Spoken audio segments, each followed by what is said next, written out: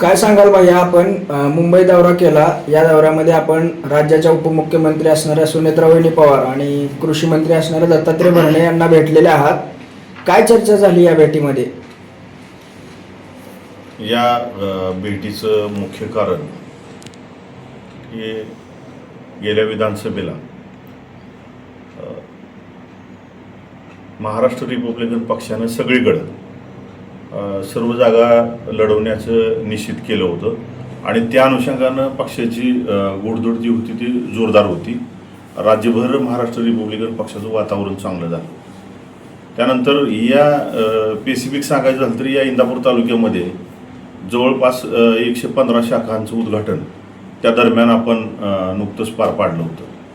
आणि मग त्यामध्ये आत्ताचे कृषी मंत्री दत्तात्रय मामा भरणे यांच्याशी काही चर्चा आमची झाली आणि त्यानंतर मग देवगिरीला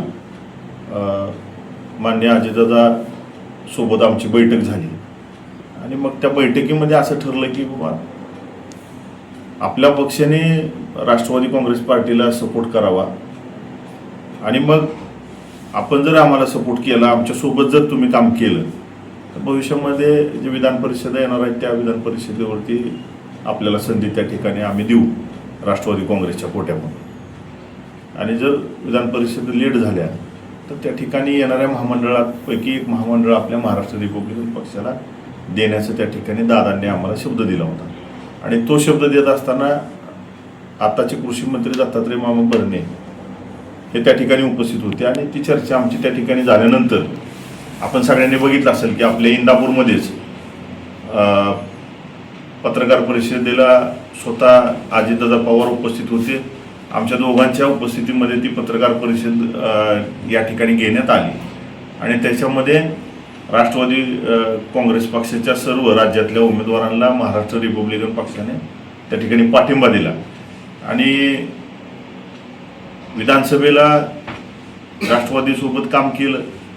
त्याच्यानंतर पंचायत समिती आली, जिल्हा परिषद आल्या, सगळ्या निवडणुकांमध्ये नगरपालिका आली, महानगरपालिका आल्या, सगळ्या निवडणुकांमध्ये आम्ही ते राष्ट्रवादी काँग्रेस पक्षाच्या सगळ्या उमेदवारांचा प्रचार हा प्रामाणिकपणे त्या ठिकाणी आम्ही केलेला.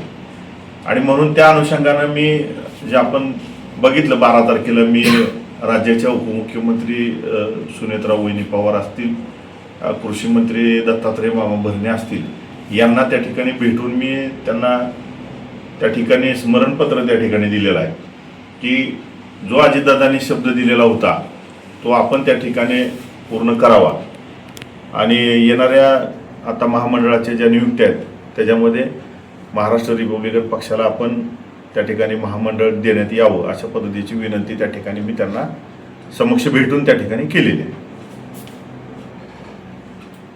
या भेटीदरम्यान आपल्याला कोणता ठोस आश्वासन किंवा शब्द दिलेला आहे का? त्या ठिकाणी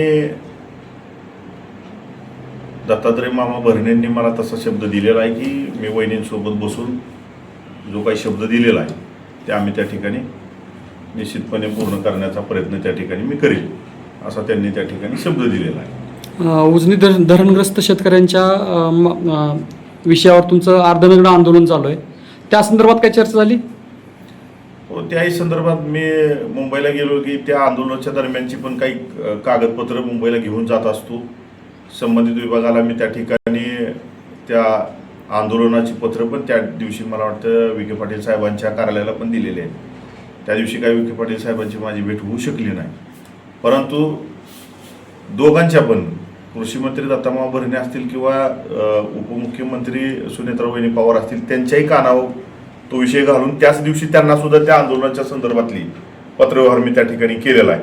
त्यांनी त्या ठिकाणी मला सांगितले की आम्ही सर्वांशी चर्चा करून आपणाला या शेतकऱ्यांच्या जमिनीच्या संदर्भामध्ये बैठकीचं आयोजन आम्ही करून त्यामध्ये आपण सगळ्यांसोबत चर्चा करू अशा पद्धतीनं चर्चा त्या दिवशी आमची त्यांच्यासोबत झालेली. त्याची चर्चा आहे पण त्यांना पण डावललं गेलं, नाकारलं गेलं आणि पुन्हा एकदा तुमची एक आता चर्चा आहे. तर भविष्यात ह्या घडामोडी नाहीच झाल्या, जर डावलंच गेलं तर तुम्ही जे आता सपोर्ट करताय मामांना हा सपोर्ट असाच राहणार की हे बघा, त्यांनी हे सगळ्या ज्या घडामोडी घडलेल्या होत्या ती सगळ्या कृषी मंत्री दत्तात्रय मामा भरणे यांच्या शब्दावरती आम्ही केलेल्या आहेत आणि ह्या सगळ्या आपल्या इंदापूर तालुक्याने राज्याने बघितलेल्या आहेत की मामांच्या शब्दाखातीरच आम्ही त्या ठिकाणी थांबलेलो होतो. त्यामुळं मामांनी त्याच्यावर विचार करणं आवश्यक आहे की आम्ही तुमच्या शब्दाला किंमत देऊन त्या ठिकाणी आम्ही थांबण्याचा निर्णय घेतला आणि तुम्हाला सपोर्ट केला. तर त्या ठिकाणी जो दिलेला शब्द आहे हा शब्द पाळणं ही त्यांची जबाबदारी आहे. आणि जर उद्या शब्द जर पाळला गेला नाही तर उद्या ह्या तालुक्यातल्या जनतेच्या बी ह्या सगळ्या गोष्टी लक्षात येणार आहेत त्या. आणि ह्या तालुक्याला तर सगळ्याला माहिती आहे की मी कधी खोटं बोलत नाही. कारण जे घडामोडी घडलेल्या आहेत त्या घडामोडीच मी सांगितलेल्या आहेत, वेगळं काही सांगितलेलं नाही. मग तशा पद्धतीनं मामांनी त्याच्यामध्ये काय निर्णय घ्यायचा आहे ते शेवटी त्यांच्या हातात आहे. आम्हाला जर उद्याच्याला विश्वासात घेतलं नाही, एकतर विधान परिषदेचा शब्द होता, आम्हाला विधान परिषद सगळ्या होऊन गेल्या, आम्ही वेळोवेळी आमच्या शिष्टमंडळाने पत्रव्यवहार त्यांच्याशी केलेला आहे, जाऊन भेटून केलेला आहे, त्यावेळेस सुद्धा त्यांच्याकडनं कुठला निरोप आम्हाला आला नाही.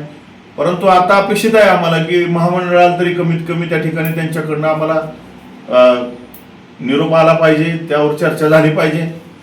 जर उद्याच्याला राष्ट्रवादीने जर आम्हाला टाळण्याचा प्रयत्न केला तर आम्ही सगळ्या कार्यकर्त्यांना विश्वासात घेऊन भविष्यात आम्ही या तालुक्यातल्या जनतेच्या समोर हा सगळा विषय मांडून त्या ठिकाणी निर्णय घेऊ आम्ही काय घ्यायचं आहे. निवडणुका जवळ आल्या की ही बडे नेते असतात किंवा राजकीय बडे पक्ष असतात, हे असंच काहीतरी गाजर दाखवण्याचा प्रयत्न करतात. आणि आता पुन्हा निवडणुका होण्यासाठी एक 3-4 वर्षाचा अवधी आहे.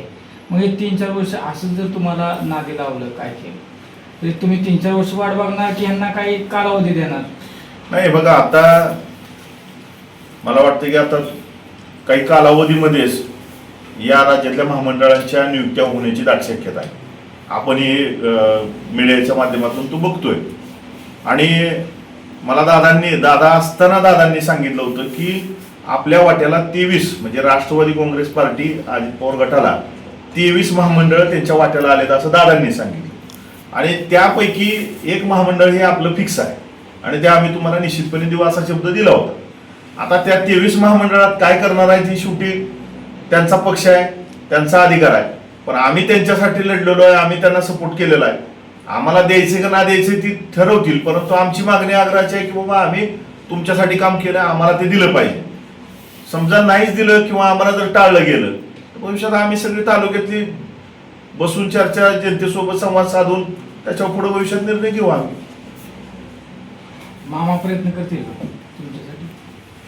निश्चितपणे मामांनी मला तसा शब्द पण दिलेला आहे आणि मामांनीच ही चर्चा घडवून आणलेली आहे. काही मी जाऊन स्वतः बोललेलो नाही दादांना, मामाच त्याला मध्यस्थी आहेत. मामांनीच तो शब्द दादांकडनं घेतलेला आहे, मी फक्त सोबत होतो. मामांनी सगळं दादांच्या कानावर घालून आपल्याला ह्यांना काहीतरी मदत करावी लागणार आहे, ह्यांना कुठंतरी आपल्याला विधान परिषद किंवा महामंडळ द्यावं लागेल हा प्रस्तावच दत्तात्रय मामा भरणेंनी स्वतः अजितदादांकडे मांडलेला होता आणि त्याला दादांनी होकार दिलेला होता. मामा त्यासाठी 100% प्रयत्न करतील अशी मला आशा आहे आणि महाराष्ट्र रिपब्लिकन पक्षाला न्याय देतील असं मला तरी मनापासून वाटतंय. भविष्यात बघू. तुम्ही मामांना निवडून आणण्यासाठी सुद्धा प्रयत्न केले आणि शिवाय तुम्ही त्यांना मंत्रिपद मिळावं यासाठी सुद्धा तुम्ही प्रयत्न केले होते असं कळतं. काय तुमच्यासाठी कसं करतो? हा की आता आपण सगळ्यांनी पाहिलेलं आहे की ज्यावेळेस मी राष्ट्रवादी काँग्रेस पार्टीला पाठिंबा जाहीर केला, तुम्ही बघितलं असेल की या तालुक्यामध्ये तर कमीत कमी की प्रत्येक गाव वाईज हे माझ्या महाराष्ट्र रिपब्लिकन पक्षाचा एक वेगळा संच मी तयार करून वेगवेगळ्या सभा मी घेतलेल्या आहेत आणि त्या ठिकाणी मी त्यांना पाठिंबा हा मोठ्या ताकदीनं दिला होता आणि त्याच्यावर ते मोठ्या फरकाने विजयी पण झालेले आहेत. आणि मग त्याच्यानंतर आपण बघितलं असेल की मला वाटतं अजितदादांचं दुःखद निधन झाल्यानंतर जी नगरपालिकेपाशी शोकसभा आपण पाहिली, कारण तो विषय मी कधी बाहेर बोलणारच नव्हतो, कारण तो दादांच्यातला आणि माझ्यातला विषय होता, मामांच्या संबंधितला. परंतु दादा गेल्यानंतर ते माझ्या मनात राहिलं नाही आणि शोकसभेमध्ये मी तो विषय सांगितला की पहिल्यांदा जर कोण गेला असेल अजितदादांकडे की दत्तामामा भरणेंना कॅबिनेट मंत्री करावं म्हणून तर लेखी पत्र देऊन भेटून रात्रीच्या 12 वाजेपर्यंत चर्चा करून येणारा हा मी पहिला कार्यकर्ता त्या ठिकाणी आहे आणि महाराष्ट्र रिपब्लिकन पक्षाच्या वतीनंच ती मागणी दादांकडे मी केली होती की कसल्याही परिस्थितीत तुम्ही मामांना त्या ठिकाणी कॅबिनेट मंत्री करावं अशा पद्धतीची विनंती मी त्या ठिकाणी केली आणि त्याला यश पण आलं. त्यावेळेस ती सगळी माहिती पण मी मामांना त्यावेळी दिलेली आहे. तुम्ही जसं म्हणता त्याच पद्धतीने कळसच्या एका शेतकऱ्याने नवस केला होता तर 12 बोकडं कापू म्हणून, जर मामांना 21 बोकडं कापू जर मामांना मंत्रिपद, कॅबिनेट मंत्रिपद मिळालं. तसं झालं, तिने ती नवस फेडला. पण आता तोच शेतकरी मामांच्या विरोधात आंदोलन करत आहे, खडक वाचल्यामुळे त्याला पाणी न मिळाल्याने त्याचे क्षेत्र हे ऊस पीक जे असेल ते जळलेलं आहे. मग ह्या मामांच्या भूमिकेवरती तुम्ही कसं पाहता, किंवा ही भूमिका तुमच्या बाबतीत सुद्धा लागू होऊ शकते भविष्यात? हे बघा, आपण जे काम करतो ते प्रामाणिकपणे काम करतो. प्रत्येकाच्या मनातनं काम करण्याची भूमिका कशी आहे ती त्याची त्याला माहीत राहते. आपल्याला वाटतं की आपण ज्याच्यासाठी प्रामाणिकपणे काम केलं त्याने आपलं काम प्रामाणिकपणे करावं ही अपेक्षा आहे आपल्याला. त्या दृष्टीने आपण प्रयत्न करतोय. आता जसं त्या शेतकऱ्याने त्या ठिकाणी त्याला वाटत होतं की मामा मंत्री व्हावं म्हणून त्यांनी काय, तुम्ही म्हणताय मला तर काही, म्हणजे मी आजच ऐकलं त्यांनी की बाबा काही 21 बोकडं त्यांनी नवस बोलला होता. माझ्या कानावर नाही आलं, परंतु जर तसं असेल तर त्यांनी त्या ठिकाणी विचार करणं आवश्यक आहे की बाबा आपल्या, आणि माझं स्पष्ट मत आहे की जो कार्यकर्ता आपल्यासाठी झटतो त्याच्यासाठी आपण झटणं आवश्यक आहे. कारण आई पद येतील जातील ह्याचा काही विषय नसतो, परंतु आलेल्या पदाला आपण न्याय दिला पाहिजे आणि समोरच्या आपल्या सोबत असणाऱ्या माणसांना आपण न्याय दिला पाहिजे, ह्या मताचा मी आहे. पण प्रत्येकाचे विचार वेगवेगळे असू शकतात. पण मला असं वाटत नाही कधी की मामा ह्याच्यामध्ये काही चुकीचा निर्णय घेतील, असं मला तरी वाटत नाही. पण भविष्यात बघूया आपण काय. आता महामंडळाच्या निवडी पण आता समोर आलेल्याच आहेत, त्यामध्ये बघू आता काय होतंय, त्या दिशेनं मग ठरवता येईल पुढं.